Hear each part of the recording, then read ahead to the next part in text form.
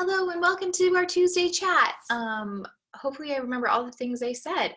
The last one was interrupted by lots of toddler questions. Anyway, so let's talk about where we went last week. We did the synthesis grid last week, which was awesome. You got to dive into the literature and see a little bit about what is happening in research on your topic.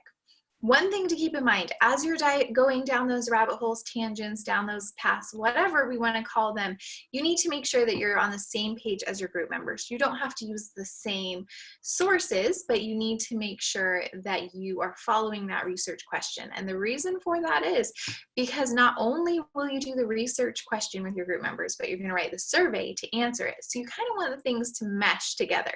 So even though some of these assignments haven't been as a group lately, you need to make sure that you're staying in communication with your group members. This brings me to something that's coming up on the 23rd. On the 23rd, your methods section and survey are due. The survey has to be done as a group. The methods section does not. I highly recommend that you do the methods section as a group. This means all group members turn in the identical methods section because you did it together.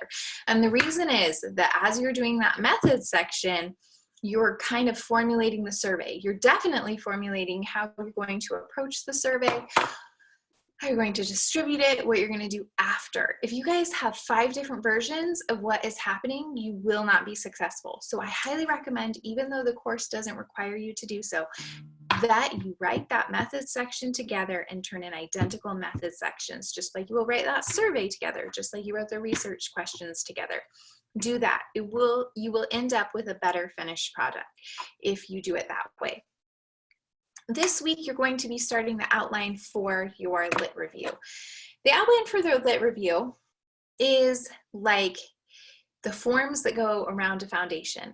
I don't know how many of you are familiar with construction sites. I'm not very familiar with them, but my husband works for a builder, so we tour a lot of construction sites. Before they pour the foundation for a house, they put up wooden forms, and in a lot of cases, either rebar or cables to reinforce it. The outline is those rebars or cables and those wooden forms that help the foundation. It provides an additional structure to the foundation so it's stronger, and that's what the outline is to your lit review. The outline is going to help guide you as to where you need to go with that lit review, because when you sit down to write it and you have all that information and all those sources, it's going to be easy to just go in a million directions and not have a uniform way of approaching things. So this is meant to help you do that. If for some reason your outline changes, that is fine, but this is going to help you start thinking about it and kind of give you a roadmap of where you need to go for the future. Just something to note, it does say there is an example within the course that is not currently working. That link is not currently working. I hope that it will be working before long. I hope it is working before long. If not, it's okay. You have enough information in the assignment instructions to do it. Just know that when you're doing this outline, the outline is, yes, an assignment for now, but it's really meant to help save you time.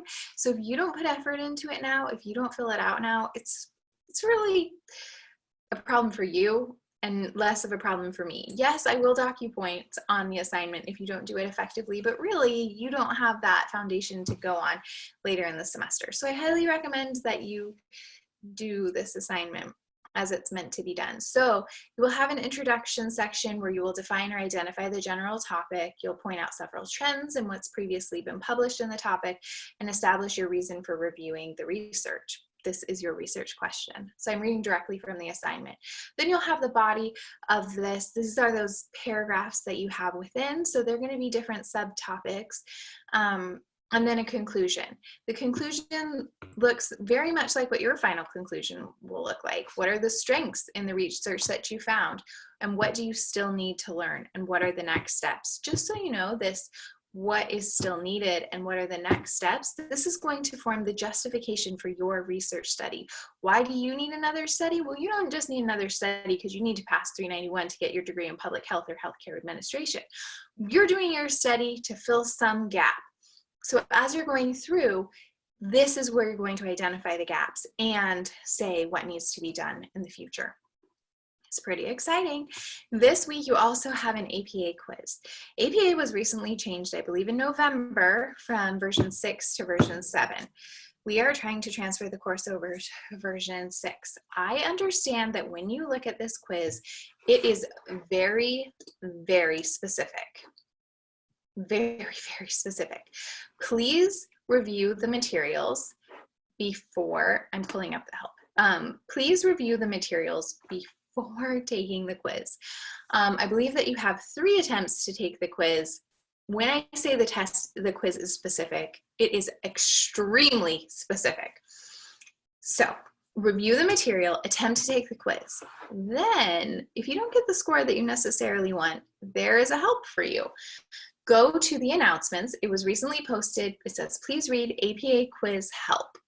There is a link to a document that has a lot of detailed information that you will want to have for the quiz. I recommend reviewing that on your second attempt to take the quiz, or first attempt, whichever attempt. At some point, I recommend that you open the announcement and click the link to the document. I believe that it works now. This was taken directly from the document that you have to review for this assignment. These are just the very specific things that are included in the quiz. Please review it. When I say the quiz is specific, it is very, very specific. And I want you to have all of the information you need to be successful. You have it out there. Please utilize it, because you're going to be frustrated when you take the quiz. I took the quiz and I was frustrated. I didn't write the quiz.